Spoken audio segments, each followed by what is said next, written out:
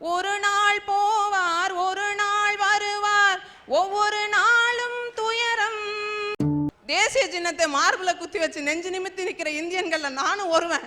ஆனா சிலோன்கார அடிச்சு அனுப்புறானே முதுகுல எங்களோட தேசிய சின்னம் மாதிரி அடிக்கோடுகளை, அதை எங்களால எந்த ஜென்மத்திலயா மாத்த முடியும்?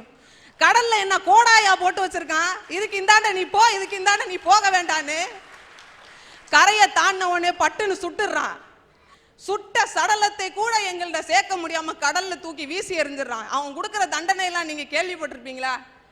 உடம்புல ஒட்டு துணி கூட இல்லாம ஐஸ் கட்டிய கையில வச்சுக்கிட்டு நிக்கணும், தலைக்கு மேல தூக்கி வச்சுக்கிட்டு நிக்கணும்.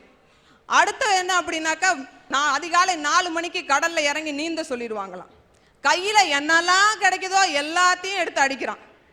எல்லாத்துக்கும் மேல நாங்க படுற பெரும்பாடு, இதோ அருகில் இருக்கிற நாகப்பட்டினம், காரைக்கால் அருகில் இருக்கிற நாகப்பட்டினம் பகுதியில் உள்ள மீனவர்கள 15 வயசு பையன்லேருந்து 60 வயசு தாத்தா வரைக்கும் உள்ள அத்தனை இளைஞர்களும் அத்தனை ஆண்கள் சட்டையும் கலட்டி பாருங்க. இன்னைக்கு இந்திய சமுதாயத்தினுடைய தழும்பு தெளிவா தெரியும் முதுகுல. அவ்வளவு அடி வாங்கி இன்னைக்கு குடும்பத்தை காப்பாத்திட்டு இருக்காங்க. 1008 பிரச்சனையை பத்தி பேசுங்க, 1008 நாட்டோட உயர்வை பத்தி பேசுங்க, வளர்ச்சியை பத்தி பேசுங்க, இல்ல வளர்ச்சியை பத்தி தூட்டுருங்க.